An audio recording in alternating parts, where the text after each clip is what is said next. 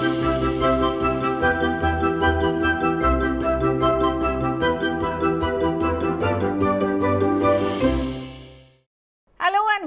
मैं हूं प्रियंका संभव, आपके लिए लेकर आती हूं हेलो मनी 9 मेरी सिप मेरा सवाल। और नाम से ही आपको पता है कि हम आपके म्यूचुअल फंड में चल रही सिप को अपने एक्सपर्ट के साथ मिल करके रिव्यू करते हैं कि सब कुछ ठीक चल रहा है ना, या आपको कुछ चेंज करने की ज़रूरत है। और कई बार ऐसे पोर्टफोलियोज आ रहे हैं अब हमारे पास जहां कुछ भी चेंज करने की ज़रूरत नहीं होती है। लेकिन हाँ, चेंज से भी ज़्यादा जो मैं बात करने वाली हूँ वो ये कि आप अपनी सिप कहीं रोक तो नहीं रहे हैं। मार्केट की टेंशन की वजह से आपको ये तो नहीं लग रहा कि चलो अभी थोड़े समय के लिए हम सिप को स्टॉप कर देते हैं, क्योंकि जो association of mutual funds in India यानी एम्फी जो है मंथली डेटा निकाल करके लाती है, जो हमें बताती है कि इक्विटी म्यूचुअल फंड्स में, डेट म्यूचुअल फंड में, जितने भी तरह के म्यूचुअल फंड है उनमें से किस तरह का इन्फ्लोज रहा है। और इसमें क्या हमें दिख रहा है कि इक्विटी म्यूचुअल फंड में जो इन्फ्लोज रहा है उसमें 26% की गिरावट रही है। फरवरी में ये 29,303 करोड़ का इन्फ्लो आया और जनवरी में वही 39,687 करोड़ रुपए पर ये था,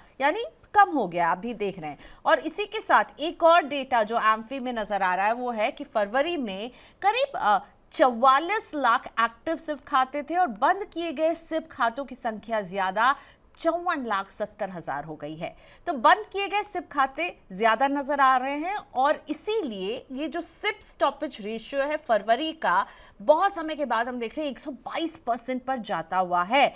लगातार पूरे साल थोड़ा थोड़ा बढ़ता रहा है, लेकिन फरवरी में 122% पर ये पहुंच गया है। जनवरी में ये जो सिप स्टॉपेज रेशियो था वो 109% पर था। सिप स्टॉपेज रेशियो बताता है कि एक महीने में जितनी सिप बंद हुई है और जो नई सिप के मुकाबले वो कितने परसेंटेज की रही है। तो फरवरी में हमने सिप के इनफ्लो में भी थोड़ी सी कमी देखी है, बहुत मामूली सी कमी है, 25,999 करोड़, जबकि जनवरी में यही 26,400 करोड़ पर था। तो अब समझते हैं कि जो सिप स्टॉपेज है ये कितनी बड़ी टेंशन है। आपको क्या लग रहा है कि अब बाजार में अभी आप भी सिप रोकने की सोच रहे हैं? तो ज़रा रुकिए, क्योंकि आज मेरे साथ हैं certified financial planner Surya Bhatia. उनसे हम समझने वाले हैं। पहले तो इन आंकड़ों को भी थोड़ा सा हम क्लैरिफाई करेंगे सूर्या से। ये सिप स्टॉपेज जो मैंने समझाया क्या वही है और इसका क्या मतलब है, ये सब हम समझने वाले हैं। साथ ही में आपके म्यूचुअल फंड पोर्टफोलियो को भी सूर्या जो अभी रिव्यू करने वाले हैं। तो सूर्या से अगर आप अपने सवाल पूछना चाहते हैं तो भेजिए। लाइव जुड़े हुए सूर्या अगले 50 मिनट तक हमारे साथ। तो आप हमें व्हाट्सएप कर सकते हैं 9311211874 पर। ईमेल के जरिए आप अगर अपने क्वेश्चन भेजने में ज़्यादा कंफर्टेबल हैं तो फिर money9query@tv9.com पर भेजिए, या फिर आप हमें यूट्यूब पर लाइव भी पूछ सकते हैं। Surya, welcome to money 9। AMFI के जो मंथली नंबर्स आए हैं फरवरी के, आई थिंक अबाउट 48 मंथ्स के बाद ये ऐसा महीना रहा जहां थोड़े से हमने नेगेटिव ट्रेंड्स को देखा है। तो ये जो सिप बंद हुए हैं, आपको क्या लग रहा है ये सिप स्टॉपेज रेशियो में हम जो देख रहे हैं उसमें हमें समझ में आ रहा है 122% पर पहुंच गया है, यानी कि जितने सिप जो खुले जो चल रहे हैं और जो बंद हुए उनके बीच में जो है थोड़ा सा एक हमें नजर आ रहा है कि दबाव जो है या फिर ये क्या झुकाव इस तरफ है कि ज्यादा बंद हुए हैं और कम खुले नए चले हैं। How do you see this? नहीं, I think you are very right Priyanka.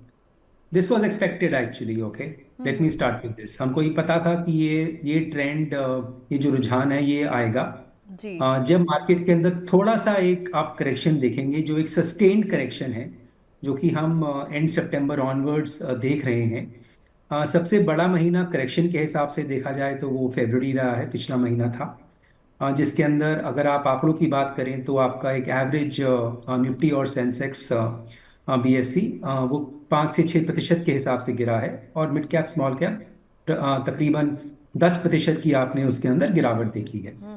तो और ये ऑलरेडी ये पहला महीना तो था नहीं आपका, पिछले अक्टूबर ऑनवर्ड्स हम बात करें तो ये 5वां महीना था, अक्टूबर से लेकर आप फरवरी की बात करें। मार्च ने थोड़ा बहुत अपने आप को सस्टेन करके रखा हुआ है, पर वो आगे के लिए बात करेंगे। तो जो भी एक प्रेशर आप देखते हैं और जब आप न्यूज़ सुनते हैं, तो जो भी आप मीडिया चैनल देखेंगे या सोशल मीडिया प्लेटफॉर्म देखेंगे, काफ़ी नेगेटिव्स आपको सुनने को मिलते हैं। आपको सुनने को मिलता है कि मार्केट के अंदर जो आपके अर्निंग्स हैं कंपनियों की, वो सेकेंड क्वार्टर की वीक थी, थर्ड क्वार्टर में थोड़ी सी इंप्रूवमेंट आई।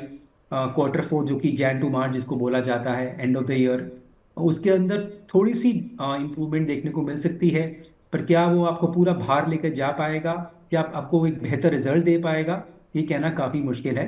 क्या पता एडवांस टैक्स से जो आंकड़े अब आने वाले हैं वो कुछ आपको बेहतर बता पाए। Otherwise you will come to know about this at the end of the financial year which is early part of April. दूसरी बड़ी बात जिस कारण से काफ़ी निवेशक को डर लग रहा है, और rightfully so, is the US effect.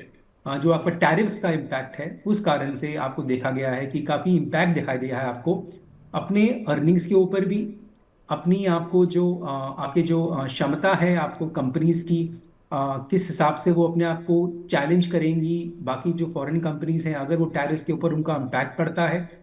तो काफ़ी एक ओवरऑल जो आप सिचुएशन की बात करें, थोड़ी सी एक अनइवननेस है, अनइजीनेस है, और साथ में क्लैरिटी नहीं है।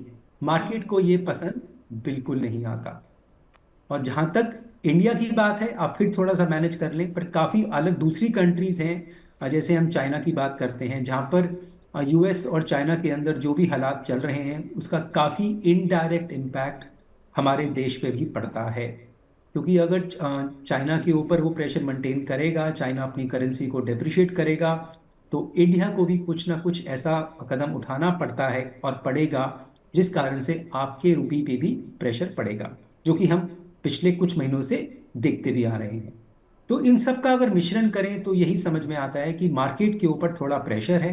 अर्निंग्स का बोलिए आप, टैरिफ्स का बोलिए आप, या ओवरऑल जियो पॉलिटिकल इशूज बोलिए, इन सब को रखते हुए आज की डेट में हम बोलते हैं निवेशक काफ़ी समझदार हैं। उनको लगता है कि यहाँ से बाजार के अंदर कुछ इतनी रिटर्न बनने की संभावनाएं थोड़ी सी कम दिखती हैं, और इसलिए वो अपनी इन जो फ्यूचर इन्फ्लोज है उसको वो रोकना चाहता है। बट हम सबको यही सलाह देते हैं कि जब भी हम बात करते हैं इस शो पे भी और अदरवाइज भी प्रियंका, हम हमेशा यही बोलते हैं कि आपका कितना लंबा चयन है जब आप निवेश करते हैं।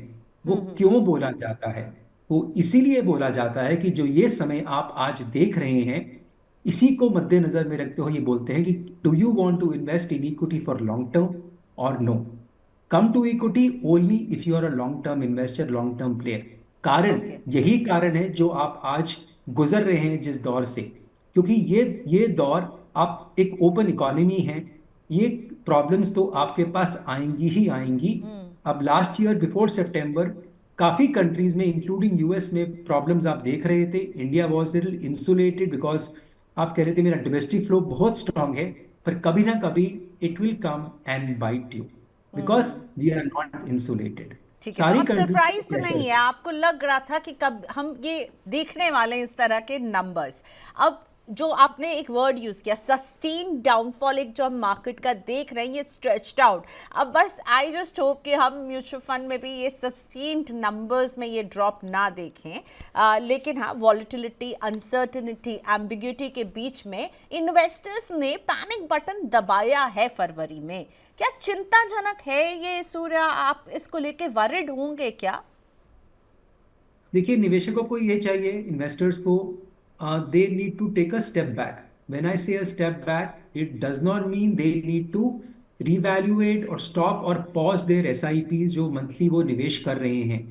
स्टेप बैक का मतलब यहाँ पर सिर्फ यही है कि आपने जो अपना मिश्रण किया है पोर्टफोलियो के अंदर, जो आपने चयन किया है, और ये हम कई बार यहाँ पर भी इस शो पे भी काफी बार बोला गया है, मैंने भी बोला है इसके अंदर प्रियंका, कि काफी निवेशक काफी सुपर एग्रेसिव स्टैंड्स ले रहे थे पोर्टफोलियोज के अंदर, small caps, mid caps, micro caps, value, sectoral, thematic, जो कि हम हमेशा यही बोलते हैं कि आप अपने पोर्टफोलियो को डाइवर्सिफाई करके चलिए, बिकॉज ये नहीं पता आपको कि आने वाले समय में कौन सा एसेट क्लास परफॉर्म करेगा।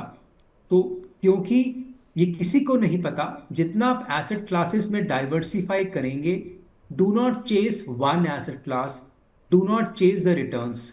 अगर आपका चयन सही है तो लंबे समय में एसेट एलोकेशन आपको एक अच्छी रिटर्न, रिस्क एडजस्टेड रिटर्न, मैं इस पे थोड़ा सा एक पॉज देके ये बोलूंगा, रिस्क एडजस्टेड रिटर्न पे आपको ध्यान देना होगा, क्योंकि लंबे समय की अवधि के अंदर वो आपको हमेशा पे करके जाएगा।